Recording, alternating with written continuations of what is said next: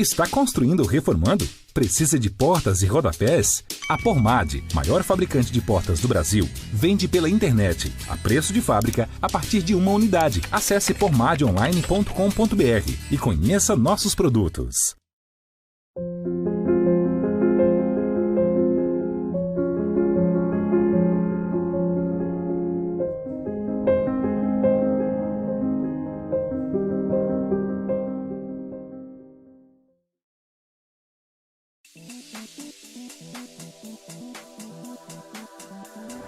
Bem-vindo a todos, arquitetos, colegas, profissionais do setor. Estamos iniciando o Soul Design Summit dentro do evento Revestir, um ciclo de palestras organizado pelo Office Connection, e vamos discutir o escritório nesse momento de pandemia, de transição, para onde é que vai o ambiente de trabalho. Bom dia, sou Gustavo Siglo, sou diretor aqui do Office Connection. Hoje nós vamos apresentar um programa especial. Estou aqui com o meu sócio Luiz Onaga e vamos falar sobre a transformação na arquitetura nesses tempos modernos. E muito obrigado ao pessoal do Clube Casa e da Revestir. Luiz? Bom dia, meu nome é Luiz Onaga, sou do Office Connection. Agradecemos a todos a presença nesse painel que a gente convidou para discutir o assunto do futuro da medicina de trabalho e com a coordenação do arquiteto Márcio Maza, nosso curador. Nós estamos trabalhando, evidentemente, isso é um evento que acontece anualmente. Por conta da pandemia, foi criado esse evento online e estamos trazendo aqui profissionais altamente especializados para discutir o momento que a gente está vivendo com relação ao mundo corporativo e à pandemia. Eu aqui estou representando a Office Connection, que é do Onaga, que está aqui ao meu lado esquerdo, o Gustavo, que trabalham há 40 anos com o mercado corporativo, com informações, com revistas. O evento que a gente faz anualmente é provavelmente um dos maiores da América Latina, que é a Office Connection, que acontece anualmente no mês de junho, agosto, depende da High Design. Nós vamos falar então, o nosso tema é essa confusão que o mundo, o Brasil, São Paulo está passando, que é essa pandemia, essa situação, esse universo complexo do home office, do coworking e do espaço corporativo. Essas três entidades que hoje a gente vê de uma maneira se misturando, né? E tem escritórios, tem gente trabalhando em casa, trabalhando no coworking, trabalhando no escritório, trabalhando em casa. Então eu gostaria de ouvir, nós estamos aqui com vários profissionais altamente especializados e eu queria iniciar fazendo a apresentação de cada um. Eu vou ler um pouquinho porque são currículos altamente complexos. O Fernando Diziax, que é conhecido do mundo corporativo, né, titular da Building, ele é formado em administração e a Building há uns 15 anos já trabalha com informação precisa e focada no mundo corporativo. Inclusive, a missão da Building é procurar fazer com que esse segmento trabalhe com informações seguras, efetivas e com resultados corretos, né? Com resultados bem transparentes. O Lula está da Super Limão. Super Limão é um escritório muito jovem, é moçada, é um pessoal muito descolado, com uma arquitetura muito diferenciada. Eles vêm atuando também com muito sucesso no corporativo e no comercial. Então, o Lula, representando o Super Limão, vai contar para a gente a experiência do escritório, o que eles têm feito, né? Eu achei simpático quando conversando com eles, eles falam assim: nós somos todos iguais em nossas diferenças. Então, é uma frase simples e muito complexa ao mesmo tempo. É bacana discutir isso, né? Que a igualdade na diferença. A Cláudia é particularmente minha amiga há uns 30, 40 anos, professora, pesquisadora, doutora, escritora. Ela é profissional também atuante, ela trabalha no mercado corporativo há muitos anos e trabalha, né, com pesquisa e com todo esse universo do mundo corporativo e vem observando muito essa mudança, esse movimento do escritório, do mundo corporativo para a casa, da casa para o coworking. e também a arquiteta Priscila Benck. Ela tem mestrado, formou em neuroarquitetura, que é uma matéria nova para a gente. Ela vai falar um pouco de neuroarquitetura e como esse universo se comporta em tempos como os de hoje, que é muito diferente, muito especial do que acontecia antigamente há um ano e meio atrás, né? Não é tão antigamente. A Tânia também é nossa amiga há muito tempo. A Tânia é arquiteta, mestrado em Facility Manager e sempre trabalhou como executiva voltada para o meio corporativo. Hoje é diretora de desenvolvimento do grupo IWG no Brasil e trabalha muito com a expansão de coworking e vai contar para a gente a experiência dela, do trabalho dela nessa área. O Rossi é também meu amigo há muito tempo. O Rossi é um arquiteto muito bem sucedido na área comercial, corporativa e residencial. É premiado, publicado, tem trabalhos no Brasil, na Europa, agora recentemente na África, e vai contar um pouquinho do trabalho dele, como é que ele está vendo a pandemia afetando o trabalho de um arquiteto, de um escritório assim, multifacetado como o dele. Eu, se pudesse escolher, eu começaria pelo Fernando. Eu gostaria que o Fernando desse um panorama, pudesse falar um pouquinho de vacância. A gente tem falado muito de vacância em escritórios em São Paulo, no Rio, no Brasil. Como ele vê a tendência de ocupação dos escritórios num tempo desses, Fernando? Boa tarde e obrigado pela presença. Imagina, obrigado pela oportunidade, Márcio, Naga, Gustavo e todos que estão participando aqui conosco nessa conversa.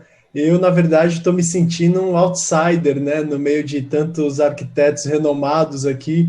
Eu posso dizer que o único projeto que eu fiz na minha vida foi do meu próprio escritório na Buildings, que eu desenhei com lapiseira e papel. E, bom, estamos lá desde o começo do ano passado, um pouquinho antes de iniciarmos essa fase de reconstrução, né, de modelo de trabalho. Eu posso dizer que eu projetei o meu escritório ainda no modelo antigo, que foi em janeiro de 20, antes de tudo isso acontecer. E eu acho que a minha contribuição aqui nesse painel com vocês é trazer um pouquinho de número, trazer um pouquinho de certezas das poucas que nós podemos ter num ambiente de tantas incertezas assim. Então, falando sobre o mercado de escritórios, eu vou falar basicamente de São Paulo, que é a principal cidade para esse segmento, né? A cidade de São Paulo tem hoje 2.800 edifícios comerciais, torres de escritórios, sendo que desses 2.800, 1.500 são os de lajes corporativas, que atendem as médias e grandes empresas, e 1.300 são das salinhas comerciais, de 30 a 40 metros. O primeiro comentário sobre as salas comerciais, que particularmente é um segmento que foi bem impactado pela pandemia, porque falando um pouquinho dessas transformações, talvez em 2019 seria as empresas talvez estivessem, falando de uma forma bem clara num bate-papo, talvez as empresas tivessem vergonha de dizer que não tinham um escritório físico e que as pessoas trabalhavam em casa, e hoje em dia se tornou algo muito moderno, muito cotidiano. Então, acho que os edifícios de salinhas, que às vezes a empresa tinha um ambiente para 3, 4 pessoas, só para dizer que tinha um ambiente, eu acho que esse sofreu bastante com a pandemia. Muitos deles se desligaram ou acabaram optando pelos escritórios flexíveis, mas que aí a Tânia vai trazer uma percepção muito melhor. E aí, falando do outro universo, dos universos dos corporativos, dos 1.500 prédios, esse também passou por algumas transformações que eu queria trazer, particularmente alguns números. Nós começamos o ano de 2020, quando a gente terminou março de 2020, ainda basicamente nós não tínhamos os efeitos da pandemia, haviam em São Paulo 9.600.000 metros quadrados de escritórios ocupados. Né? Então você tinha uma margem grande aí de empresas distribuídas nas mais diversas regiões, e isso falando de empreendimentos de alto padrão, médio padrão, até aqueles empreendimentos mais velhinhos. E a gente terminou o ano de 2020 com 9.300.000 metros quadrados ocupados. Ou seja, nós perdemos 300.000 metros quadrados de ocupação de escritório. né, reforçando o número, porque eu que estou acostumado com esses números, às vezes me perco. Então, vou falar novamente para quem está acompanhando a gente. A gente começou o ano com 9.600.000 e terminamos o ano com 9.300.000 metros ocupados. Então, perdemos 300 mil metros quadrados ocupados na cidade de São Paulo. O que, nominalmente falando, é um impacto muito grande. A gente geralmente cresce esses números ano após ano. A cidade de São Paulo não retrai em crescimento de escritórios, mas esse ano retraiu, o que foi totalmente atípico e tem essa explicação da pandemia. Agora, esses 300 mil metros, quando a gente olha nominalmente, parece que é um volume que assusta.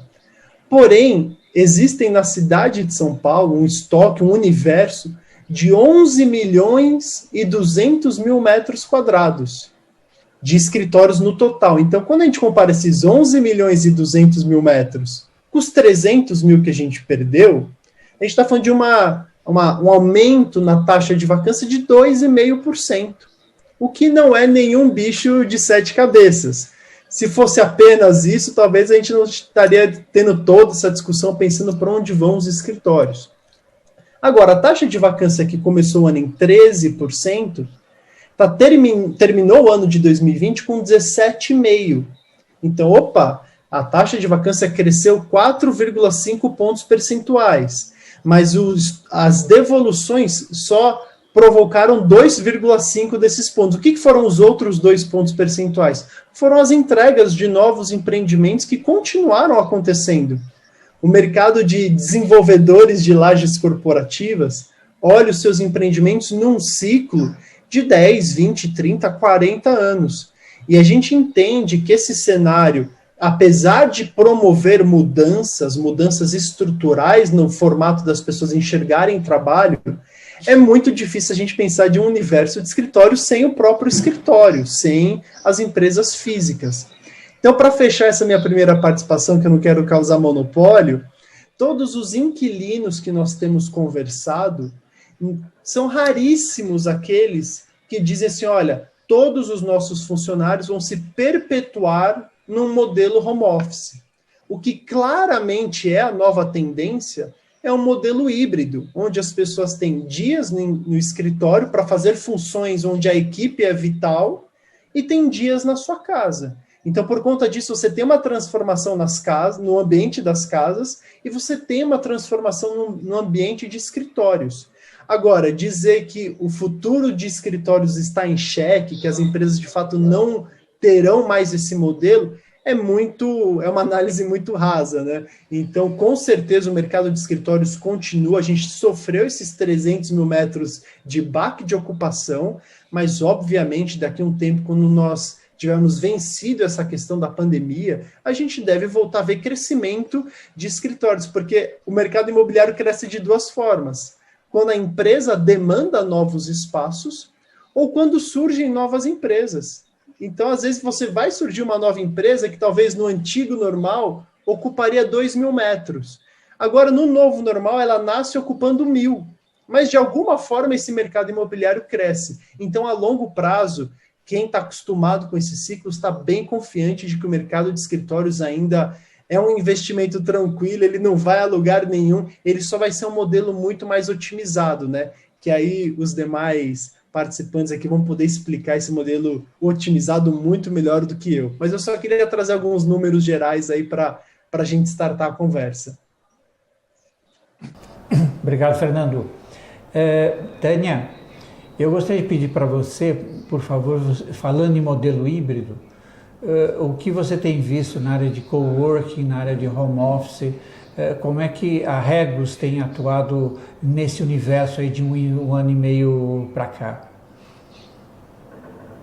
Bom, gente, definitivamente a gente percebe um crescimento da demanda por esse modelo que a gente gosta mais de chamar de escritório flexível do que de coworking, porque, na verdade, muitas empresas demandam uma sala para elas, né? Não é a ideia do coworking de ter um espaço aberto. Mas, assim, o que a gente vê, e não só no Brasil, mas como globalmente, é o crescimento do modelo híbrido, que mistura em casa, num escritório próximo da sua casa, e, eventualmente, num escritório mais central, alguma coisa assim. A gente tem falado muito no modelo que a gente chama de hub and spoke, que é o eixo da roda da bicicleta e os aros da roda da bicicleta. Então, você pode trabalhar lá longe do escritório central, você pode trabalhar em qualquer ponto nesse meio caminho, ou você pode, eventualmente, quando necessário, ir a um headquarter, um escritório central, encontrar mais gente. Mas tudo isso muito direcionado de acordo com a atividade que você vai desenvolver naquele dia. Então, assim, a tecnologia tem um papel vital cada vez mais, quer dizer, o que seria de nós sem Zooms, Teams e tudo isso nesse ano de pandemia, né? A gente pelo menos vê as pessoas, troca uma ideia olho no olho, ainda que não seja face a face e tudo mais. Quer dizer, um investimento muito pesado em tecnologia, que a gente já tinha, mas que se intensifica, né? E essa tecnologia fica mais portátil. Antigamente, para fazer o que a gente está fazendo hoje, a gente ia ter que ter uma videoconferência. Hoje, cada um com seu laptop ou com seu celular faz isso. Então, a gente, vamos dizer assim, com a tecnologia, a gente vai cada vez mais se tornando nômades digitais, né? As ferramentas que você pode carregar com você te possibilitam diversos tipos de conexão, diversas formas de trabalho, reunião e tudo mais, né? Então, a gente tem visto isso como uma tendência muito grande.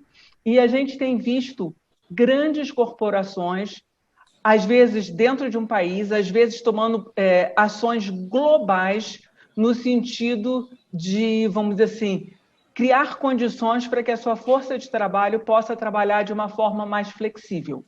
Falando aí dos últimos 10 dias, a gente fechou um contrato com a NTT, a Nippon Telegraph and Telephone Company, para alocar 300 mil pessoas globalmente em diferentes endereços e com a possibilidade da pessoa trabalhar num ou no outro local de acordo com o dia, né? 95 mil pessoas da Standard Chartered Bank e outras empresas, Salesforce, Cisco. A gente está vendo uma demanda muito grande por esse tipo de modelo, né? Muitas vezes as empresas se desfazendo dos seus ativos imobiliários, alocando suas equipes em escritórios mais próximos das residências ou por time, mas normalmente é uma procura muito grande por uma proximidade de residência e tendo uma área um pouco maior com a gente num determinado ponto da cidade e tudo, onde as pessoas tenham um espaço para se encontrar, muito mais do que uma mesa onde o cara vai trabalhar com o seu computador, porque isso ele vai fazer em casa,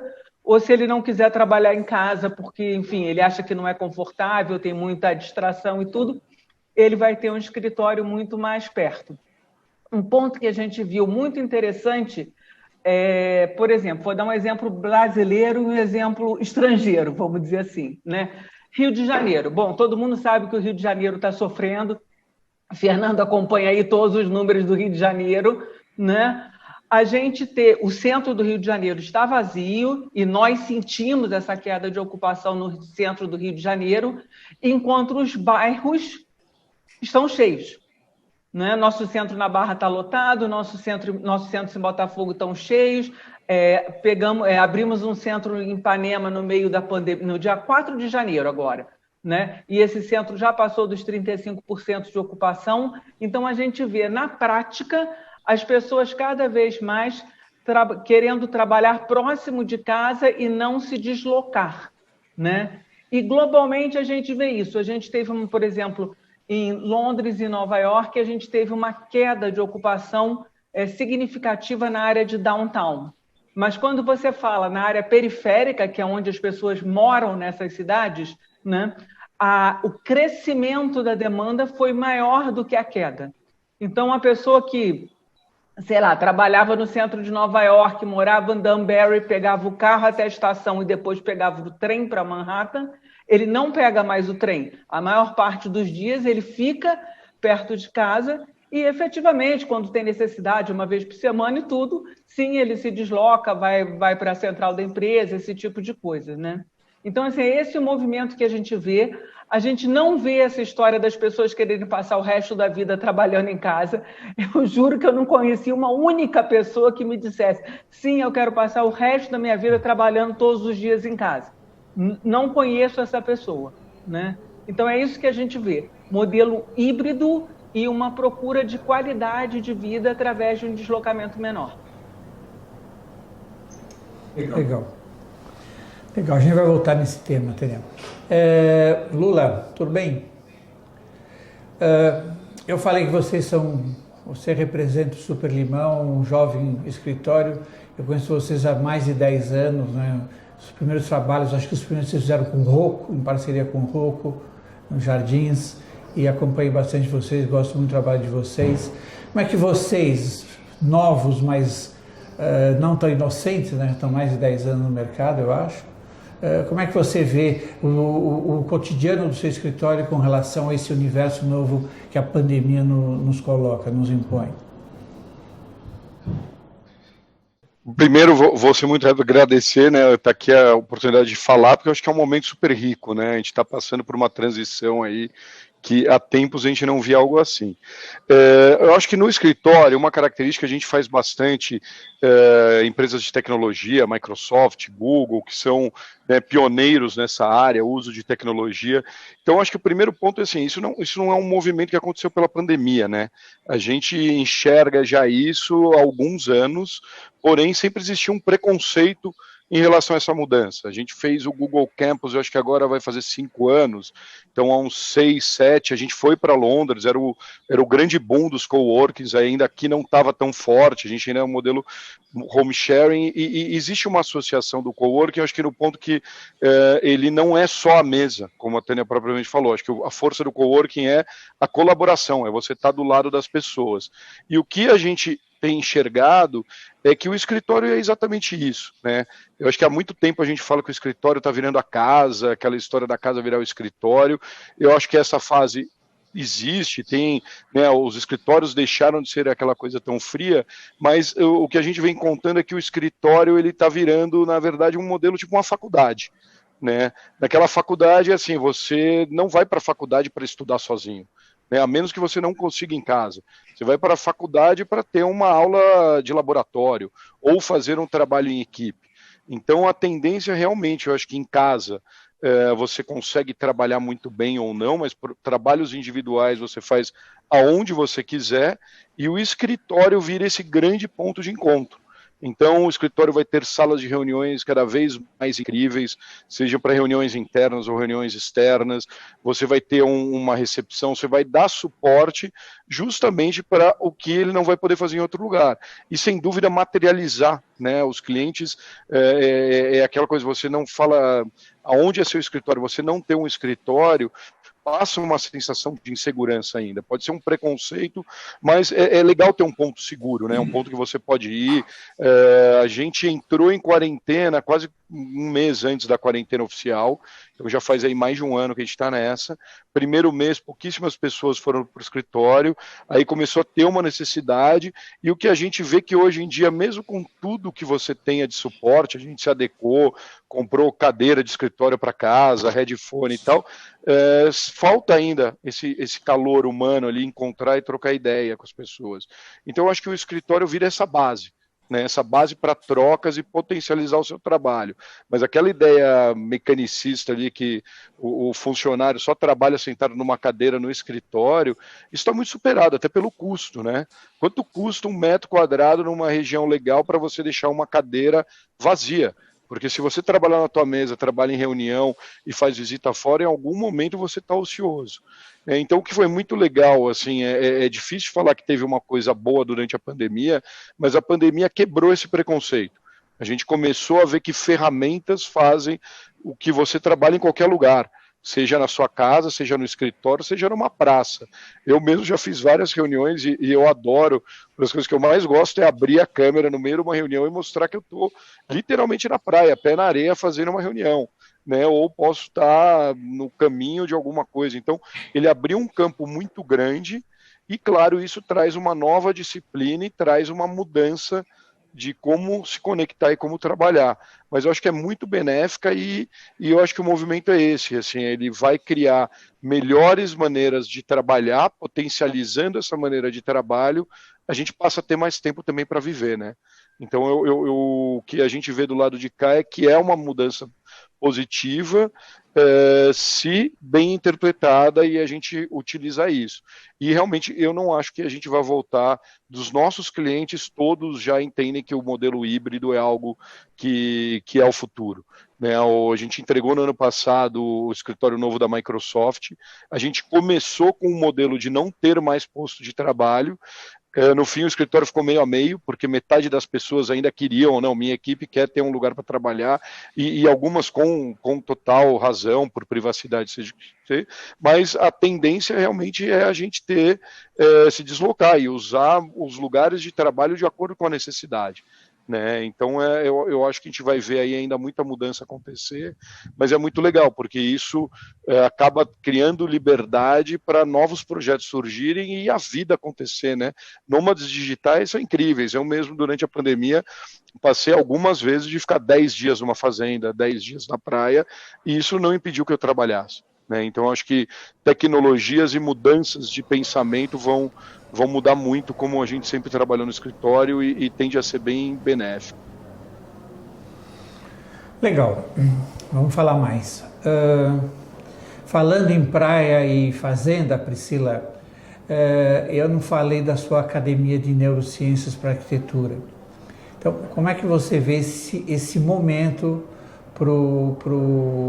para as pessoas, para os trabalhadores, para o trabalhador em casa, o trabalhador no coworking, ou no escritório flexível, ou no corporativo, com relação ao seu comportamento e estresse?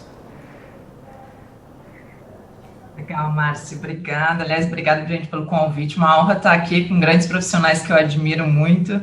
Também vou tentar trazer minha contribuição exatamente, Márcio, com esse ponto. Vamos falar de ser humano, enquanto a gente também está falando de ambiente físico, né? Porque eu acredito muito em coerência. E assim como o Lula trouxe a questão da transformação como uma oportunidade da gente, ok, vamos falar desses ambientes, porque as pessoas estão se transformando, né?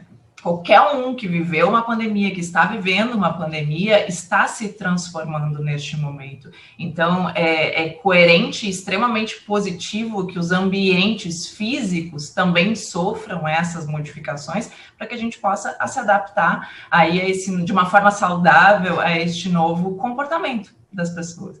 E daí é legal que você trouxe, né, tanta questão de trabalhar na praia, trabalhar no campo, trabalhar no escritório, que diferença isso causa no comportamento e, consequentemente, na produtividade das pessoas. Então, eu acho que é o momento também da gente parar agora e entender, ok, como estão as pessoas neste momento? Falar em um modelo híbrido, que a gente vê, sim, isso como uma tendência, mas será que é para todos? Será que isso funciona para todos? Então, a gente pesquisando a área da neurociência e na própria academia brasileira que a gente tem aqui, a Academia Brasileira de Neurociência e Arquitetura, a gente tem discutido muito, muito sobre esses temas, além do núcleo de arquitetos, designers, administradores, mas também trazendo profissional da saúde, neurocientistas, neuropsicólogos, que nesse momento estão muito presentes e precisam estar, porque se a gente olha comportamento emocional das pessoas durante a pandemia, a gente vê um aumento de questões de burnout, a gente vê uma instabilidade emocional muito grande e que reflexo isso está tendo no próprio trabalho. Será que a pessoa se sente melhor trabalhando com o pé na areia e talvez isso possa ser realmente o futuro, porque ela se sente melhor e ela vai produzir melhor? Então, a gente gosta de dizer, quando a gente fala de ser humano, a gente precisa avaliar 3 pontos principais. O primeiro deles é que o ser humano, ele é um ser social. Então, assim como Tânia trouxe, Fernando e Lula agora, né, a importância de se relacionar com outras pessoas, isso é fisiológico, a gente foi feito dessa forma, a gente não foi feito para ficar sozinho, trabalhando sozinho em casa. E é por isso que tantas pessoas relataram muitas queixas de se sentirem sentirem solidão, se sentirem sozinhos, desmotivados, porque eles estavam acostumados. A gente é ser humano, a gente é ser social, a gente precisa estar em contato com outras pessoas. E por mais que a gente faça reuniões em Zoom, é aquele contato, que é aquela conversa informal no corredor, que eu circulei com alguém, perguntei, e aí, como é que foi teu final de semana? Né? É esse tipo de contato mais humano, que vai além só de questões de trabalho, mas que também acontecia no dia a dia dos escritórios e que a gente, em função de tudo isso que está acontecendo, deixou um pouquinho de lado. Então, esse é um primeiro ponto que a gente precisa olhar para essas pessoas, entender como elas encaram e como que vão encarar tudo isso no momento híbrido. A questão de ser humano é um ser social. Um segundo ponto que a gente fala é que ser humano é um ser sensorial. E daí isso está diretamente ligado com a questão da neurociência aplicada à arquitetura, ou popularmente conhecido como neuroarquitetura, que é o ambiente onde a pessoa está, sim, está impactando a fisiologia dela. A gente tem os nossos sentidos, então se eu estou lá com o pé na areia, como o Lula falou, é o tato que eu estou percebendo aquele ambiente, mas tem o som do mar, né? Tem o cheiro, tem o aroma. Toda a experiência da pessoa impacta assim nela, mesmo que não de forma consciente, mesmo que inconsciente, está realmente impactando. E é por isso que principalmente no início da pandemia, que a gente viu que de repente todo mundo que teve que ir trabalhar em casa, também ouvimos muito relatos de cansaço, as pessoas estavam muito cansadas. Por quê? Porque o nosso cérebro, ele cria associações neurais o tempo todo a tudo, inclusive ao meio físico. Então, a gente estava acostumado a ir ao escritório, a sentar na mesa e a trabalhar. E, de repente, eu tenho que adaptar uma mesa de jantar para uma pessoa que sempre jantou naquele lugar e que o cérebro associava aquela mesa ao local de jantar ao ambiente de trabalho. Então, tudo isso para criar essa nova associação neural, isso leva tempo, isso custa para o nosso cérebro, ele precisa de energia para isso, é por isso que as pessoas se sentiam cansadas. Então, também procurar entender nesse modelo híbrido, que hora eu vou estar no escritório, olha eu vou estar no escritório flexível, hora eu vou estar no escritório físico da empresa. Como que a gente vai criar essas conexões neurais, já que é natural do ser humano? E um terceiro ponto também que eu trago para reflexão aqui, para a mesa, que a gente precisa entender que ser humano é um ser diverso. Daí eu adorei a frase inicial que o Lula trouxe, então, que apesar de que fisiologicamente somos todos iguais e respondemos aos estímulos externos, mas cada um tem a sua história, cada um tem a sua vivência, e obviamente essas adaptações a esses novos modelos vão ser diferentes para cada pessoa. Então, eu acho que seja a gente como projetistas, ou quem está nos assistindo, né, que são lideranças, que tem um papel fundamental nesse momento, ou profissionais de RH, o quanto a gente precisa também, nesse momento, ter essa flexibilidade de entender que cada um estará num momento diferente, talvez, e essas adaptações a esses novos momentos também, talvez, vão acontecer em fases diferentes. Então, a gente costuma dizer que a caminhada se faz caminhando, né? Talvez nós vamos ter que passar por esse momento de transformação e ir testando muitos modelos para daí depois disso conseguir entender o que seria o melhor. Acho que essas são as provocações iniciais aí. Bacana, obrigado, Lucila. Cláudia, tudo bem? Querida, a Cláudia tem o conforto de falar que, apesar de bem mais velha do que ela foi minha professora no mestrado da USP, algumas classes que eu presenciei, algumas eu fugi, e eu acho que Verdade. Quase foi... É a pesquisadora... Repetiu de ano, né? Eu repeti, depois... Por mau comportamento. Abandono da escola. Evasão escolar. A Cláudia, ela tem uma característica muito particular, que ela projeta, né? Ela trabalha com o mundo corporativo, ela escreve, ela dá aula, ela acho que é das pesquisadoras mais antigas, apesar de jovem, mais sérias e mais focadas no mundo corporativo. Ela agora está trabalhando com reinserção, pensando nas pessoas, como é que elas podem voltar para o mundo corporativo, como é que vão voltar para os escritórios. Eu queria que ela falasse um pouquinho sobre o que ela está fazendo hoje, eventualmente com o Marcos ou não, que é o marido, o sócio eterno. Obrigado. Conta para a gente, Cláudia, por favor. Como é que você vê essa volta ao mundo corporativo? Então, eu gostaria de dar uma contribuição, mas do ponto de vista, digamos, histórico, né? Uma contextualização que já estava em curso, né? O que a pandemia fez e leva esse contingente de uma hora para outra para trabalhar em casa, foi uma condição, né, que se vislumbrou e que já era viável e que já ocorria em boa parte do mundo, né? A Europa já trabalhava assim. Eu tive a oportunidade de passar 3 semanas na Universidade de Delft em 2016, por conta até de um pós-doc, e naquela época tive a oportunidade de visitar diversas empresas, e inclusive áreas do governo, e já trabalhavam. Isso. E as empresas já trabalhavam com o modelo híbrido, né? O que a gente fez aqui no Brasil, na realidade, foi inserir esse modelo, né, no dia de trabalho, e que tinha muita resistência, né? A gente estava caminhando ainda para o escritório flexível, com a questão de compartilhamento de estação de trabalho, mas com uma dificuldade aí significativa das empresas adotarem esse modelo híbrido, né? Porque a gente tem uma cultura no Brasil, uma cultura muito forte de comando e controle. Então, precisa uma mudança de mindset, desde do empresário que adota até, efetivamente, quem vai utilizar esse modelo. Mas eu sempre falei, inclusive naquela época já, que o Márcio foi meu aluno, eu sempre falei que o escritório ele é um reflexo do que são as inquietações do mundo, a volatilidade do mercado, as conjunturas socioeconômicas, políticas, culturais, e isso hoje não é diferente. Então, assim, eu gostaria de falar rapidamente sobre, eu acho que são 4 drivers determinantes dessa transformação de mundo que a gente está vendo refletido, né, de uma forma bastante significativa no mundo corporativo hoje, em razão da pandemia.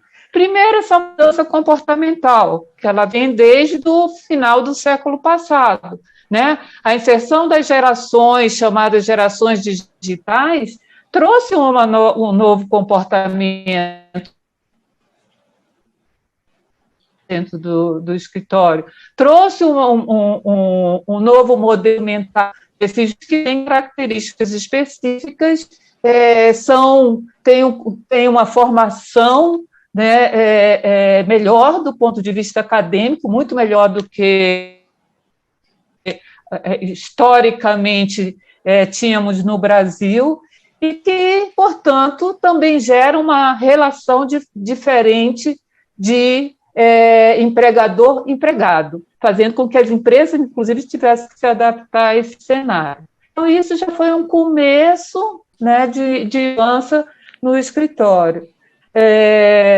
Nós temos hoje essa geração, né, que, desde a geração Y, que já está, boa parte dela, em nível de tomada de decisão, que isso gera também uma nova relação de negócio com o mercado, negócio com o público, empresas com o público interno e externo, que muda também a forma da empresa se organizar sua cultura organizacional e fazer esse negócio. Então, esse é um outro drive importante do comportamento, a geração Y chegando já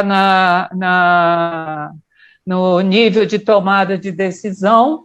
Obviamente, a tecnologia, né? A tecnologia, ela, desde o final da década, já permitia o trabalho a partir de casa, né? A tecnologia da telecommuting permitia que o trabalho fosse até a pessoa e não a pessoa tivesse que ir até o trabalho. não vingou, porque tinha bastante ainda, era incipiente, de certa forma, tinha bastante restrições, né? Mas, sobretudo, porque as pessoas não estavam preparadas para isso, né? A questão cultural ela é muito forte, mas a tecnologia é o que possibilitou essa mobilidade que tem hoje. Tanto que quando a pandemia chegou e a gente teve que virar o escritório num final de semana para a casa das pessoas, mesmo quem dizia que não tinha tecnologia para usar o modelo do trabalho remoto, conseguiu da noite para o dia fazer o negócio acontecer, porque ela já estava aí disponível, né?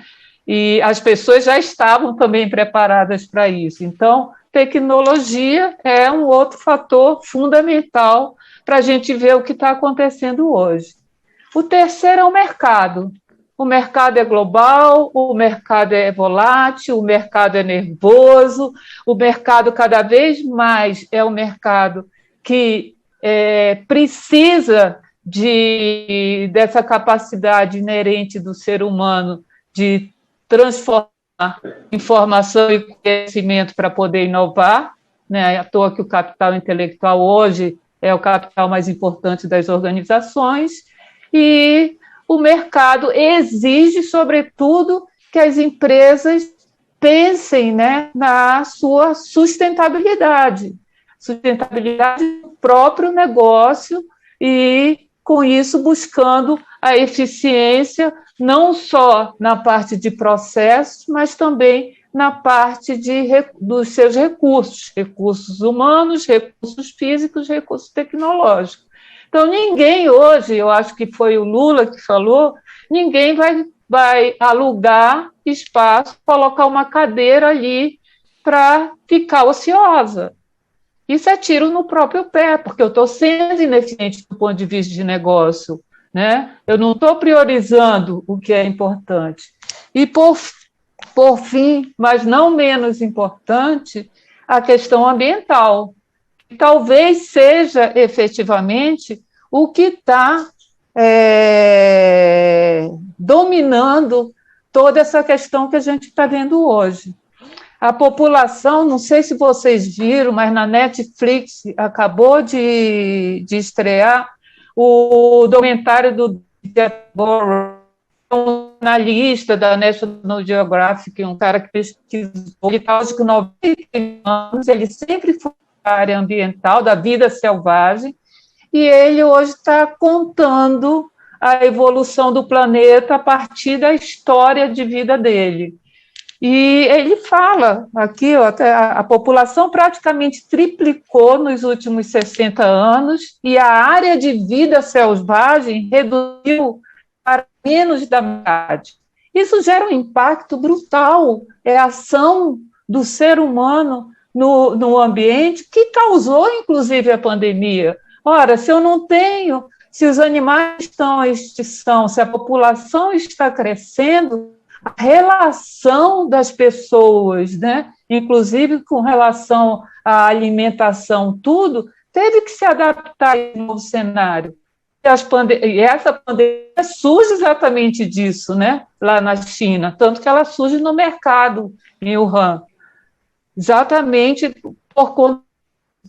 E, então, por que a gente tem que pensar que o escritório está mudando? O escritório está mudando e precisa mudar efetivamente para que a gente tenha, por um lado, mais qualidade de vida, sem dúvida nenhuma, vários de nós falamos aqui, mas, sobretudo, também maior consciência de que o impacto ambiental que a gente tem causado na natureza vai levar o mundo a um declínio e pode levar a um desastre. Eu acho que a gente precisa pensar, né, de uma forma extremamente mais abrangente. Não é só o setor corporativo, né? A gente tem que pensar na cidade, o que é as aglomerações, né? Essa aglomeração urbana faz. Olha o tempo que a gente passa, né, somente de quanto que a gente gasta, né? Qual é a nossa pegada, né, ecológica com tudo isso que a gente gasta, a quantidade de lixo, e tudo isso, na hora que a gente pensar que a gente vai ter realmente esse modo de vida híbrido, né, porque não só o trabalho, mas é um modo de vida híbrido, onde a gente pode trabalhar e viver no sítio, a gente pode trabalhar e viver na praia, a gente pode trabalhar num coworking, num escritório flexível e gerar menos impacto ambiental, muito mais felizes. Eu acho que com isso ganha todo mundo. Por isso que eu acho que o mundo corporativo aí, a gente ainda está só no começo e vai mudar muito. Eu vejo dessa forma. E isso vai ter um impacto, inclusive, na questão imobiliária, sem dúvida nenhuma, na questão urbana, né, na questão comportamental, de vida. E é isso. Eu acho que dá margem para muita conversa e muita discussão. E muita reflexão. Obrigado, Cláudia. A gente volta, vamos tocar mais aqui umas coisas para te colocar, mas eu queria que o Carlos falasse um pouquinho sobre a experiência dele atuando no Brasil, na Europa, agora na África. Se pudesse falar mais sobre o mundo corporativo, você acha que como arquiteto tem tido uma atividade muito diversa, né, atuando em várias áreas. Fala um pouquinho para a gente como você tem visto a mudança no seu escritório do mundo corporativo de um ano para cá. O que você tem sentido nos clientes, que você tem um rol grande de projetos e clientes, como você tem lidado com isso? Bom, depois de ouvir tanta coisa importante aí, fica até difícil a gente falar alguma coisa diferente, né? Mas eu vou procurar não ser redundante. O que a gente acabou de ouvir agora, que é importante, que pegou todo mundo de surpresa, mas é engraçado que era uma surpresa que não era tão surpresa, né?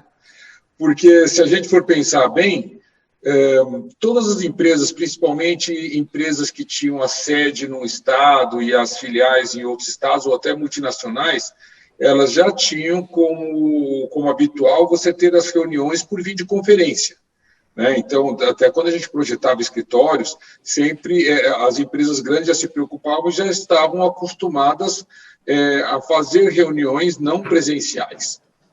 Agora, os escritórios de médio e pequeno porte não tinham não tinham esse costume, até pela facilidade e o comodismo, não sei, e o costume, na realidade, de reuniões presenciais, né? Então, assim que surgiu a pandemia com isolamento, realmente foi uma loucura, né? Para onde que a gente vai, por onde começa, qual a plataforma, como usa, como linka, como o servidor vai funcionar, etc. E a gente achou que não ia funcionar bem mesmo, que iam ocorrer impactos muito mais marcantes. Mas é impressionante a rapidez em que o ser humano e que as pessoas se acomodaram, se ajustaram e passaram a trabalhar através de qualquer ferramenta, né? Começar pelo celular, e se adaptaram a poder dar continuidade a despeito da distância.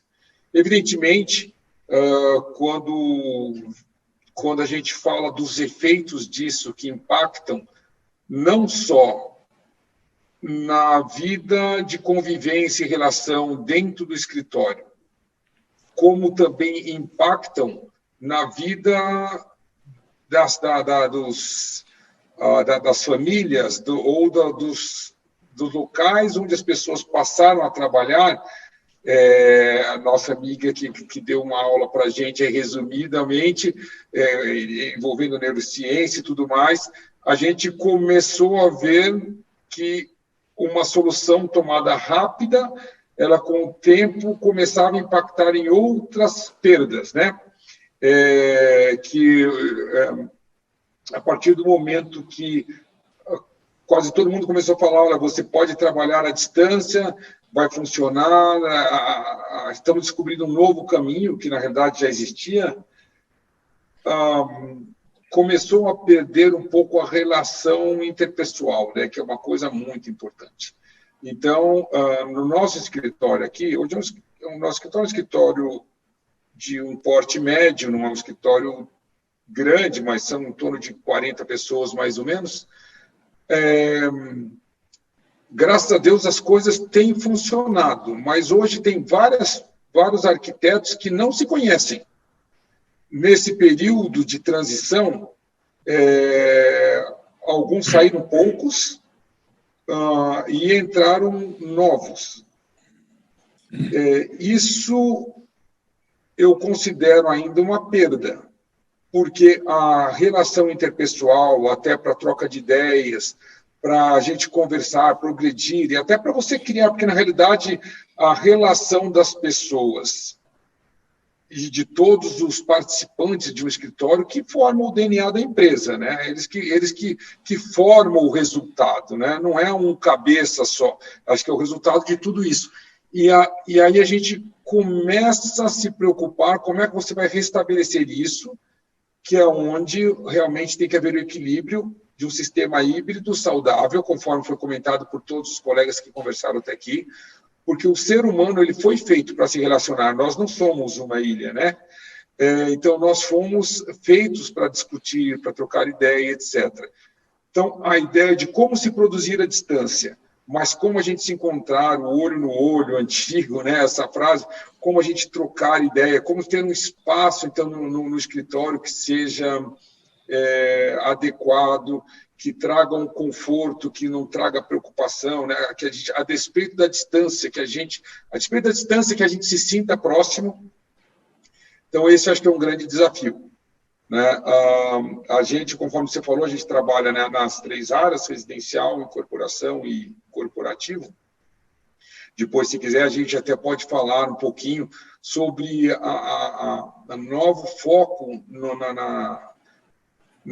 nos projetos de incorporação, né? Mesmo que eles sejam residenciais, na preocupação de transformação de áreas de salão de festas, não só em salão de festas, em serem áreas de convivência, áreas interligadas ao paisagismo. Eu não vou entrar ainda nesse assunto, para não sair muito da pergunta que você me fez, mas depois, se quiser que a gente fale um pouquinho sobre o replanejamento, o reposicionamento de uso de áreas, acho que é uma coisa bem bacana. Mas a pergunta que você fez mais focada no nosso escritório, a gente tem procurado trabalhar nesse sistema híbrido. Evidentemente, um escritório de arquitetura é um pouco complexo, às vezes, principalmente na área residencial, você apresentar um projeto, texturas, acabamentos de forma digital. Então, os clientes ainda solicitam bastante as reuniões presenciais. Mas o desenvolvimento de projeto tem funcionado muito bem em equipes, à distância. As equipes entenderam isso. É importante que você tenha, talvez, mais coordenadores ou subcoordenadores, né? Porque não está todo mundo junto no mesmo espaço para resolver as coisas, talvez, tão facilmente. Então, redistribuir isso, acho que é uma arte e é importante. E a gente tem visto isso nos projetos de escritório também. A necessidade, não só no nosso, mas a necessidade que as pessoas têm de sentir esse conforto, acaba passando intrinsecamente, as pessoas já se preocupam com distância, com ventilação, né? Nós temos projetos de prédios que são blindados hoje em dia, que as janelas não abrem, e hoje as pessoas querem ventilação, querem ar-condicionado, querem poder estar perto de um vento, de uma área mais isolada. Então, a preocupação não só de readequação no nosso espaço físico do nosso escritório, nós estamos pegando uma área maior, talvez não para colocar mais pessoas, mas talvez para elas terem mais espaço de conforto, uma sensação melhor, ou você talvez precise menos espaços menos plataformas, menos espaços físicos para cada um, pelo rodízio, mas você vai precisar mais salas de reunião para as reuniões à distância, para reuniões em grupo, até para videochamadas, conforme eu falei. Então, eu acho que uma redistribuição do escritório de usos é extremamente necessária. E a gente tem feito isso não só nos projetos novos, como a readequação do nosso próprio escritório, né? E eu acho que essa segunda parte de como que a gente tem redesenhado aí os projetos para as construtoras, talvez numa próxima chamada, né? Eu acho, Márcio, para não misturar muitos assuntos. O que você acha? Não, tudo bem. Quero saber, vocês gostariam de comentar alguma coisa com relação às observações dos seus colegas?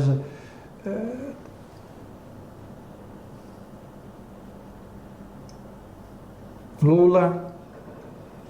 Olha, no fim, eu acho que o Carlos falou bem, assim, eu acho que foram super complementares, né? No fim, que eu percebo é que entre a gente, as necessidades são as mesmas, mudam os clientes, mudam os tipos, mas é realmente isso, é criar um escritório mais colaborativo, né? Que você potencialize o trabalho das pessoas, né? E isso tem sido um reflexo bem constante aí do nosso dia a dia. Então, eu não sei, complementar é difícil, porque todo mundo falou tão bem aqui que eu acho que a gente já abrangeu tudo. O Fernando, o seu final assim, é muito otimista, é muito... se der o limão, faça uma limonada, né? A vacância em São Paulo quase 20%, a Tânia lembrou que o centro do Rio está vazio, acho que a vacância no Rio é 38%, 40%, né? Mas você é otimista com relação ao universo corporativo, né? Fala um pouquinho disso. Você falou que o escritório não vai acabar, o escritório vai existir, a Cláudia falou mais ou menos a mesma coisa. A gente fica um pouco assustado quando vê uma cidade como o Rio de Janeiro com quase 40% de vacância, né? É triste, né? Uma coisa... Como vocês colocariam?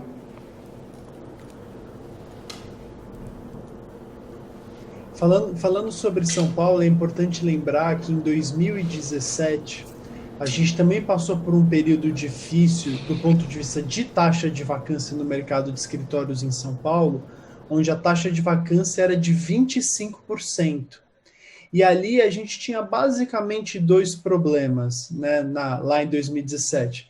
A gente tinha uma questão econômica, que o país estava sofrendo bastante naquele período, e a gente tinha um excesso de oferta, que é o que a gente chamou da perfect storm, ou seja, nada poderia dar tão errado no mesmo tempo como aconteceu em 2017, de você ter uma crise de demanda forte por conta do momento econômico e um problema de super oferta de muitos empreendimentos chegando no mercado ao mesmo tempo, o que é totalmente diferente do que a gente tem visto agora. Quando a gente pega os principais escritórios localizados nos grandes centros da cidade, a taxa de vacância no início de 2020 estava em apenas 6%. O tema da discussão de escritórios era, bom, estão faltando escritórios, para onde essas empresas vão?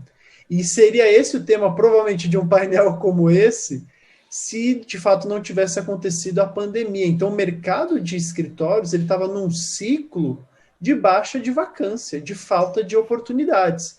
E aí vem a pandemia de fato faz com que muitas empresas devolvessem, só que a gente está terminando esse ano com uma taxa de vacância em 17% versus 25% que a gente teve em 2017. Então o cenário em 2017 era pior. De fato, esse cenário agora pandêmico, ele traz mudanças estruturais, mas que nenhum dos nossos colegas aqui de painel apontou o escritório como algo obsoleto, como algo que não tem mais utilidade. Muito pelo contrário, o escritório continua tendo utilidade e talvez para novas utilidades. Então, antes, aquilo que era só uma mesa de trabalho, agora tem uma necessidade de um espaço maior para que as pessoas consigam, de uma forma saudável, ainda dividir opiniões, trocar experiências. Acho que alguém comentou, acho que foi o Carlos, de novos arquitetos que não conhecem os outros. Então, treinamento nesse período pandêmico de home office, na verdade, é super difícil. Então, a gente está muito tranquilo de que o mercado de escritórios ele ainda tem um papel essencial no dia a dia de praticamente todas as empresas, só para não cravar todas, né? Que aí vamos chamar de otimista demais. E do ponto de vista de dados de mercado, a gente ainda deve ter um volume grande de devoluções no primeiro semestre de 2021, mas à medida em que as empresas se acomodam e a vacinação aumenta, a devolução deve cair. E durante esse período de pandemia não foram só devoluções e retrações, algumas empresas expandiram, só que elas foram engolidas pelas que devolveram. Então, daqui a pouco, essa conta da expansão começa a aparecer, uma nova empresa que não existia. Eu gosto de dar o exemplo, né? Quem era Uber há 5, 6 anos atrás? Não era ninguém. A gente demorou muitos anos da nossa vida para aprender o que é Uber, e meu filho de 6 anos já sabe. A gente vai de Uber ou a gente vai com o nosso carro? As empresas nascem, e hoje Uber é uma das maiores ocupantes de escritórios em São Paulo. Então daqui 2, 3 anos a gente está falando de uma nova empresa super grande que vai precisar ter algum tipo de ocupação. Talvez não com o mesmo tamanho que teria alguns anos atrás, mas continua tendo. Então a gente está muito seguro de que o mercado de escritórios ainda tem muita utilidade. A questão do Rio de Janeiro é diferente de São Paulo, porque além da questão pandêmica, a gente tem problemas mais estruturais que envolvem governo, as estatais que tem lá, enfim, são outros tipos de dificuldades. A cidade do Rio também teve um excesso de oferta, basicamente pelos novos empreendimentos da região portuária, que vieram para trazer uma qualidade ainda muito maior do que existia na cidade do Rio, mas que não tiveram a velocidade de demanda, de absorção que era esperada quando do início das construções. Então, Rio de Janeiro a gente vai precisar um pouquinho mais de cautela antes de trazer boas notícias. Mas a cidade de São Paulo, uma vez vencida essa questão da pandemia, a gente avançando em vacinação, quem sabe ainda em 2021 a gente começa a trazer novidades de empresas expandindo, taxa de vacância parando de crescer, por que não, né? E fato é que vem mais uma leva de novos empreendimentos grandes ainda em 2021, alguns na Faria Lima, então tudo isso mostra que o mercado está aí, não vai a lugar nenhum, né? Legal. Priscila, eu falei no módulo anterior, eu não sei se você gostaria de falar um pouquinho sobre, você acabou de fundar uma academia de arquitetura, de neurociência aplicada na arquitetura. Isso, como é que isso pode ser útil, pode ser usado nessa época que a gente está vivendo? Você falou um pouquinho no módulo anterior, fala um pouquinho mais agora, por favor. Ótimo. Até convido todos, a Academia Brasileira de Neurociência e Arquitetura, a NeuroArc Academy, a gente fundou ela junto com minha parceira sócia Gabi Sartori em 2019, e eu acho que veio num momento certo, inclusive porque agora a gente está começando com pesquisas no Brasil. Então, pesquisas relacionando o impacto dos ambientes físicos no comportamento das pessoas. E como que a gente pode, daí juntos, né, junto com profissionais da área da arquitetura, do design, assim como profissionais da área de RH e neurocientistas, psicólogos, como que juntos a gente pode entender melhor como que acontece esse impacto. Só para deixar claro para todo mundo, então esse estudo da neurociência aplicada à arquitetura é justamente pegar duas ciências, né, então a neurociência que se preocupa com o comportamento humano e a arquitetura, que daí a gente está falando de ambientes, seja ambientes internos, externos, e como que uma se relaciona com a outra. Então, como que às vezes um comportamento de desânimo, baixa motivação de um colaborador pode estar sendo influenciado também pelo ambiente físico, né? A gente levanta a bandeira de que o ambiente físico ele não é o único responsável por todos os problemas de comportamento humano, mas é um somatório, ele pode se intensificar uma resposta comportamental de um ser humano. Então, no momento em que a gente consegue mensurar isso, começa a nos dar números e dados para apostar em algumas soluções de projeto. Então, sejam definições que a gente precisa fazer no dia a dia, né? E já vou jogar para o Lula também trazer aí os insights dele, mas às vezes soluções das cores que eu vou aplicar num projeto, ou da questão da iluminação, ou da questão dos ruídos nesse ambiente. Se a gente consegue ter números e dados comprovando que isso de fato impacta numa mudança de comportamento, puxa, a gente tem aí na mão uma ferramenta sensacional, que é o ambiente físico, e que pode sim contribuir com a qualidade de vida e o bem-estar das pessoas, né? Então, esse é um movimento, Márcia, agradeço por me dar a oportunidade de falar, que está sendo feito através de muitas mãos, de forma muito colaborativa. Convido todos que estão aqui, esses grandes profissionais que eu admiro, que estão aqui a fazer parte também, assim, quem está nos assistindo, para que a gente consiga, no Brasil, criar um movimento de pesquisa, porque até então a gente busca pesquisas do exterior para cá, só que a gente sabe que as questões culturais têm um impacto absurdo. Então, no momento que a gente conseguir ter pesquisas acessíveis com brasileiros, em diferentes regiões do Brasil, inclusive, porque a gente também tem comportamento diferente a partir das regiões, que a gente possa ter dados para usar como argumentos de projeto. E eu acho que nesse momento, mais que nunca, a gente precisa disso, né, Lula? Já vou passar para ti, então. E o que eu queria comentar, eu acho muito legal, Priscila, que assim, esse momento novo criou oportunidade para a gente sair da caixa, né? Seja realmente ter uma abordagem de neurociência, seja olhar biofilia, olhar outras coisas que sempre existiram, mas eu diria que os últimos escritórios a gente estava muito regrado ali no cartesiano, lugar, sabe, o que contava era número. Né, a gente importava era ter mais funcionários e não o rendimento. E aí, curiosamente, a gente está fazendo um dos primeiros escritórios que vai sair pós-pandemia aí de uma grande tech, e a gente teve a oportunidade de participar de uma charrete, que era uma discussão global como essa. Então foi muito bacana, porque eles escolheram aí, cada país escolhia um escritório para representar, a gente entrou como um Latam, então foi uma oportunidade muito legal.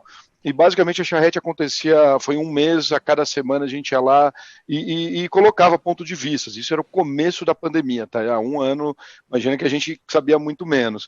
E as abordagens era afasta, bota divisória, e tudo chegava em números muito parecidos.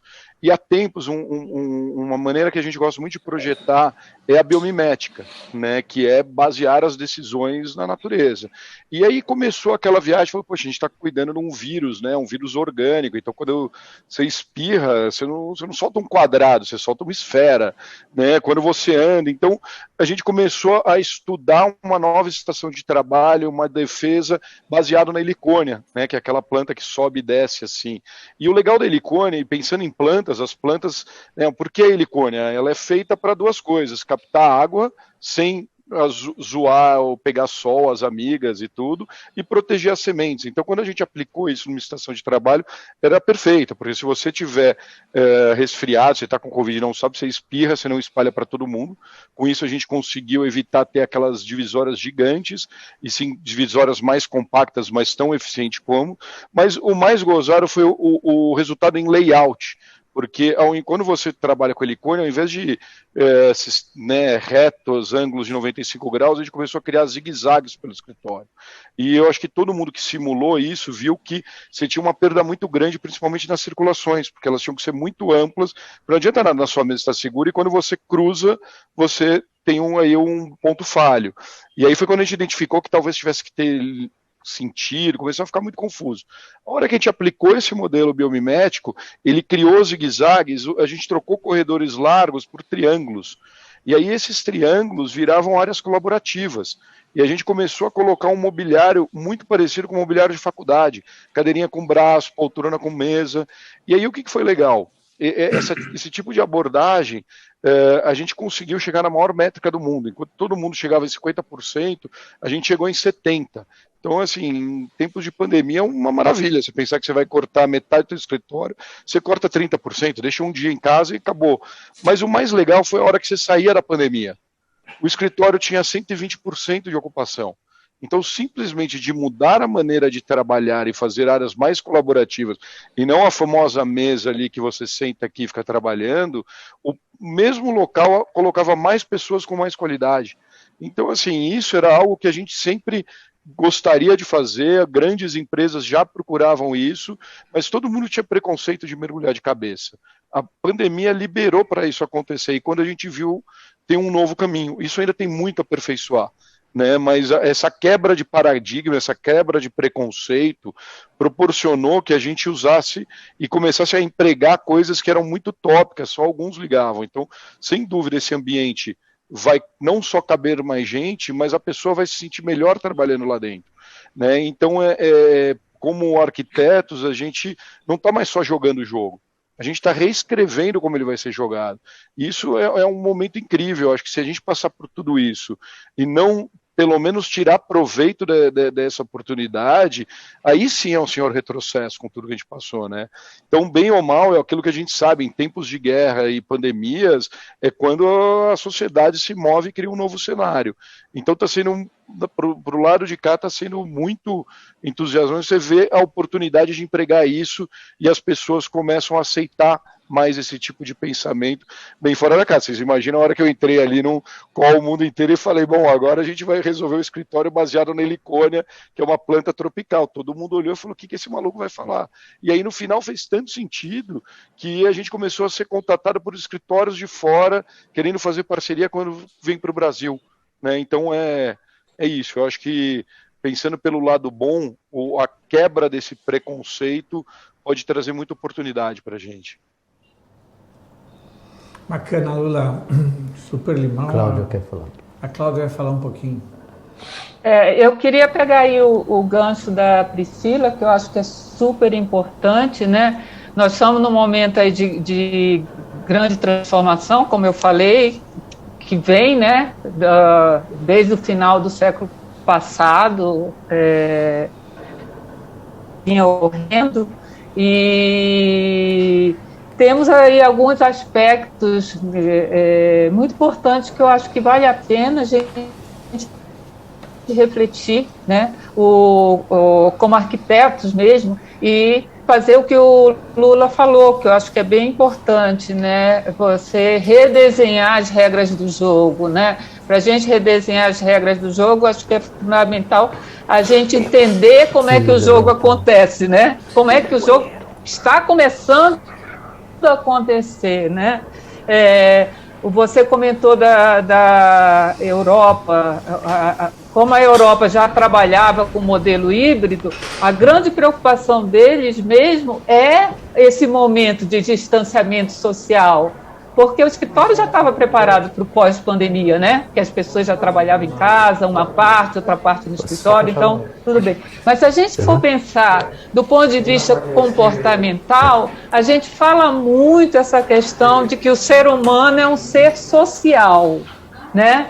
E aí, Priscila, eu fico pensando, mas o que é ser social, por exemplo, para essa geração milênio, para essa geração que hoje tem 10 anos e que daqui a 10 anos vai estar trabalhando no mercado? Será que essa noção de ser social, ela também não vem mudando? Quer dizer, a questão de território, de domínio, né? O ser humano é um ser territorial, mas o territorial hoje é virtual para a maioria dessas pessoas, desses jovens hoje, né? O domínio é virtual, é digital, né? Nós vivemos cada vez mais hoje, a pandemia intensificou isso, no mundo virtual.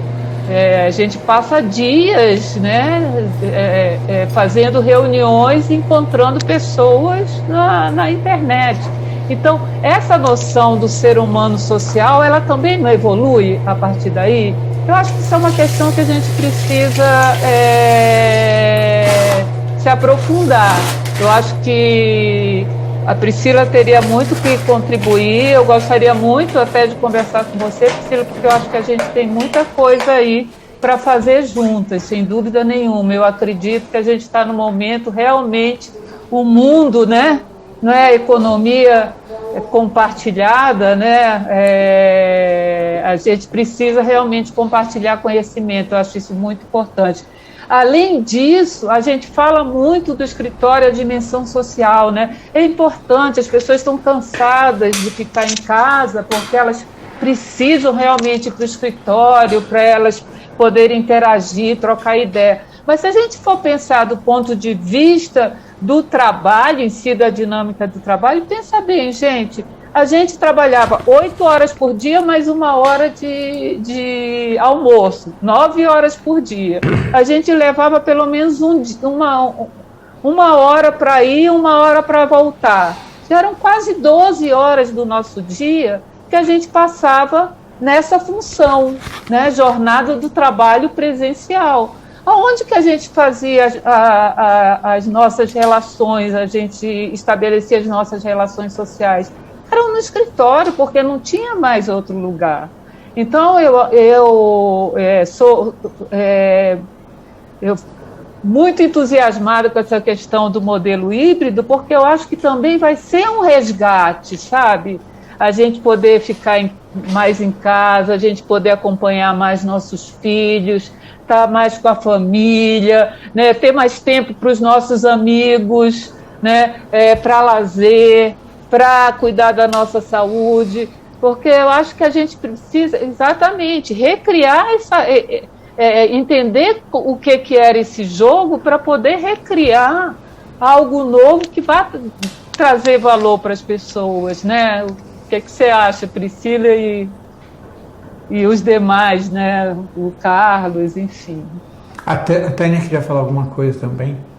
Somando aí um pouquinho da Priscila com a Cláudia, com o Lula e com uma fala do Fernando agora nessa segunda rodada, vamos dizer assim, a pandemia fez a gente rever prioridades, né? Pensar sobre elas, o que é mais importante para uma empresa, como disse o Lula, é ter mais gente ou ter gente que possa produzir melhor? É a qualidade de vida dessas pessoas, como diz a Priscila, né? Então, assim, além de tudo, eu acho que o espaço da empresa é um espaço onde você consegue transmitir a cultura da empresa. Eu acho muito difícil uma empresa transmitir a sua cultura, os seus valores de uma maneira eficiente, totalmente remota, né? Então, isso, juntando tudo isso, assim, eu acho que é mais um ponto que reforça que o escritório não vai acabar de forma alguma, ele vai ser pensado de novas maneiras, como o exemplo do Lula, ele vai incorporar novos elementos, como a Priscila e a Cláudia falaram, mas assim, ele continua tendo uma importância fundamental em fazer com que essa empresa seja, vamos dizer assim, uma coisa viva, que ela tenha uma cultura, que ela tenha valores e que ela também se repense para poder mudar e evoluir. Oi, Priscila. Eu achei sensacional as reflexões, é por isso que faz sentido a gente estar aqui trocando. E, Cláudia, eu adorei a tua provocação, porque nos reforça, inclusive, a pensar de que quando a gente, né, os escritórios, a gente está fazendo para quem? Então, a gente precisa avaliar muito claramente quem são esses usuários, para ver, inclusive, qual a relação deles com a questão do social, qual a relação deles com a questão de pertencimento ou de territorialidade. E me lembrou muito uma pesquisa que a gente usou recentemente com um cliente que tinha justamente como público essa nova geração que está aí no mercado de trabalho. E a gente foi buscar uma pesquisa que foi feita identificando que, principalmente, quanto mais jovem a pessoa, mais a necessidade de privacidade. E daí, quando nossos parceiros da neurociência trouxeram isso, a gente se questionou, mas, puxa, como assim, né? A gente tem essa visão de que hoje os jovens aí, né, estão muito conectados, mas conectados no mundo virtual, né? Então, faz total sentido a gente compreender como que é para um jovem a questão do senso de pertencimento com o espaço físico e como que é uma outra geração. Então, eu sou super a favor da gente, sim, se aprofundar em para quem a gente está projetando, quem vai utilizar esse espaço. É muito difícil ter uma receita de bolo que vai valer para todo mundo, gente. De novo, somos seres diversos, né? Então, temos realidades diferentes, vivências diferentes, inclusive idades diferentes. Então, a gente tem que também ter essa flexibilidade de compreender que cada caso é um caso. Rossi. Eu acho que a gente precisa fazer uma live ouvindo a Priscila aí mais sobre um monte de coisa, porque realmente a Cláudia e a Tânia levantaram um ponto que eu estava pensando aqui, que loucura, né? A gente pensa, cada um, nós temos idades diferentes aqui e a gente carrega também diferenças, evidentemente, mas às vezes a gente não para pensar na geração millennium, até ou quem está mais recente, como será o mundo com essas pessoas que têm hoje 10 anos, com as que têm 5, têm 10 anos, com a formação delas, porque eu estava lembrando aqui de duas coisas. Conheci um empresário, presidente de uma empresa, das maiores empresas do Brasil de revestimentos e pisos, gigante empresa, e ele entrou na empresa como office boy. E ele fez uma carreira, ao longo de 30 anos, chegou à presidência da empresa. Então, as pessoas entravam, elas ajudavam a formar a cara da empresa e elas também absorviam a cara da empresa, elas vestiam a camisa de uma forma como se fosse um objetivo, e não como se fosse mera troca de eu estou aqui hoje, amanhã eu estou ali, tanto faz, etc. Então, era uma outra visão de interação com as empresas. Eu acho que o mundo digital ele trouxe uma... Olha, eu me metendo na sua área, hein, Priscila? Me corrija. Mas eu acho que o mundo digital ele trouxe tanta coisa boa, mas, ao mesmo tempo, a gente tem que tomar cuidado, e até como arquitetos e profissionais que nós somos, para não perder o lado humano do contato, da relação, porque isso não tem preço para mim. Eu sou religioso e eu acho que isso aqui até, na minha crença, até como Deus, quando criou o mundo, e é bom que o homem não esteja só, eu acho que essa relação humana, pessoal, ela não tem preço e ela é insubstituível. Então, a gente vê, na minha época, você via a galerinha jogando bolinha de gude, curtindo ali, e hoje em dia você vê 5, 6, 7, 8 amigos no mesmo restaurante comendo, cada um com o celular, falando com pessoas que não estão presentes. Então, para essa geração milênio, é muito mais fácil você parece que viver no mundo digital à distância, porque eles estão acostumados até no dia a dia, né? Estão acostumados na casa, estão acostumados no restaurante a viver com pessoas que não estão presenciais.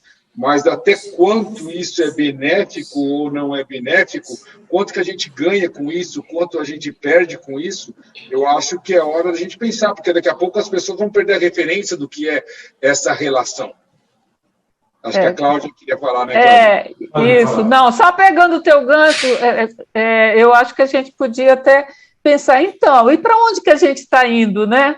Com a questão da inteligência artificial, robótica, a gente já vê aeroportos que não tem mais ninguém, né? As lojas, você entra, você escolhe a roupa, você paga, o restaurante tem lá um iPad, você escolhe.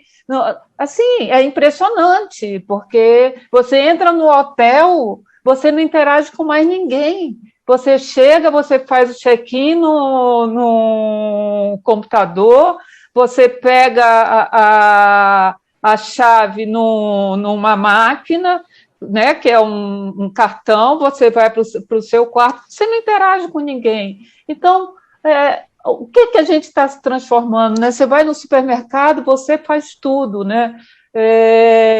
O e-commerce está crescendo para caramba por conta da pandemia. Então, assim, a gente vê realmente uma grande mudança do mundo. E eu também, eu acho que a gente tem que voltar a se humanizar cada vez mais, né? A gente está precisando de humanidade, a pandemia está mostrando muito isso, né? E, ao mesmo tempo, eu sinto a gente indo para o lugar, sabe, oposto. O que vocês pensam disso, né? Posso falar mais um negocinho, só rapidinho, Márcio? Claro, Martinho. Isso me preocupa demais, esse assunto que a Cláudia, a Tânia levantaram, que a Priscila tem falado com a gente, porque nós, os seres humanos, são influenciáveis, e são influenciáveis. E até quando que a gente vai perceber algumas coisas que são ilógicas e a gente acaba adotando, às vezes, sem saber as perdas que a gente tem. Eu vou dar um exemplo. Eu gosto muito de fotografia, acho que todo arquiteto gosta de fotografia, né? Se a gente for pegar os álbuns dos nossos avós, pais, livros de fotografia e etc., eu sou capaz de apostar que acho que no mínimo 70%, 80% das fotografias eram horizontais. Elas eram horizontais, por quê? Porque elas pegam amplitude, elas pegam a cena de uma forma maior. Então, as fotografias verticalizadas, as verticais eram raridade, eram exceções. Aí, de uma hora para outra, surgiu uma plataforma, um aplicativo, por incrível que pareça, um aplicativo de rede social, porém de fotografia. Imagina, é um aplicativo de fotografia, não é de entretenimento, conversa, etc. De fotografia. Onde as fotos verticais são valorizadas e as horizontais não são. Por quê? Porque talvez seja um dos únicos de rede social que não permite você virar o seu celular e a foto horizontal se ampliar. E a mentalidade das pessoas automaticamente foi mudando, passando a pessoa a pensar que as fotos verticais são mais importantes que as horizontais. Então, eu fiquei extremamente assim, assustado. E numa viagem recentemente que a gente foi para a África do Sul, para Cape Town, para Table Mountain, que é um visual que a fotografia horizontal não cabe, tem que ser panorâmica, de tão lindo que é. E você via todo mundo tirando foto com seu celular vertical. Por quê? Porque iam postar e no aplicativo as fotos verticais recebem muito mais likes, elas são muito mais valorizadas. Então, você vai, aí você pega principalmente a geração millennial, quantos você vê tirando foto horizontal? A mentalidade foi se mudando em poucos anos, eu estou falando desse aplicativo, quantos anos tem? Em poucos anos a mentalidade foi mudando e hoje a moçada não para pensar e vai e tira foto vertical. Para mim, eu fiquei horrorizado, na Table Mountain com aquele negócio, falando, nossa, olha que coisa maravilhosa que deu para a gente. E a pessoa fotografa. Outro dia eu até brinquei com uma amiga que ela começou a fazer um selfie, fotografando, obviamente, vertical. Olha que lugar lindo. Eu falei assim, não estou vendo, você está na frente. Brincando, então. O problema é o seguinte, o ser humano ele vai se acomodando, hoje ele não questiona por que ele está tirando vertical. Então, o que vai acontecer se a gente não colaborar? A tecnologia é importante, tudo isso faz parte da mutação, mas perder a relação interpessoal, você perde a coisa mais importante e o maior diferencial que tem entre nós, seres humanos, e os demais seres. Isso é o meu pensamento. Desculpa se eu falei alguma bobagem, Priscila. Imagina, eu acho até, Carlos, muito, muito bacana essa provocação, porque, gente, realmente precisamos falar de ser humano, né? A gente está aqui falando de ambiente físico, mas a gente acaba falando de ser humano porque tem que estar conectado. E assim, né, Carlos, que nem você trouxe essa realidade dessa nova geração, mas vamos olhar como é que está a questão de ansiedade dessa nova geração, de depressão dessa nova geração, de número de suicidas nessa nova geração.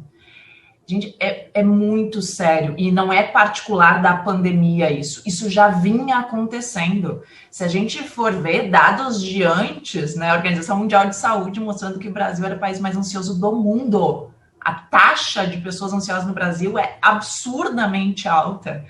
Taxas de depressão, país com o maior número de depressão da América Latina. Então, assim, a gente já vinha num panorama de comportamento emocional que não era dos melhores. E agora a gente vem com uma pandemia, é óbvio que isso acelerou, né? Intensificou essas consequências que já estavam acontecendo. Então, que bom que a gente está fazendo esse tipo de discussão agora, porque o papel das organizações também é retomar esse humano, né? Não é só por trás do CNPJ aquele CPF, a famosa frase, mas é isso, não adianta. É o maior custo de uma empresa, os honorários com as pessoas. Então, vamos valorizá-la e que ela se sinta bem para produzir de fato, porque quando a gente está bem saudável, é consequência a gente produzir para essa empresa, né? Então, eu acredito muito nesse olhar humano e que bom, Fernando, falando ali que os escritórios não vão deixar de existir, porque é onde a gente vai reunir essas pessoas para tratá-las como pessoas. Vocês gostariam de colocar mais alguma observação? Tânia? Não. Lula? Já falamos tudo. Não, Marcelo, acho que já falei bastante. Obrigado. Fernando? Eu acho que dá para conversar dias e dias. Obrigado a vocês todos. Obrigado Lula, Super Limão, Priscila, Tânia, Fernando, Cláudia, Carlos Rossi. Agradecer a Revestir. Obrigado a todos. Obrigado a todos. Obrigado a Obrigado a todos. Casa. Muito obrigado. Nos vemos aí no final de março.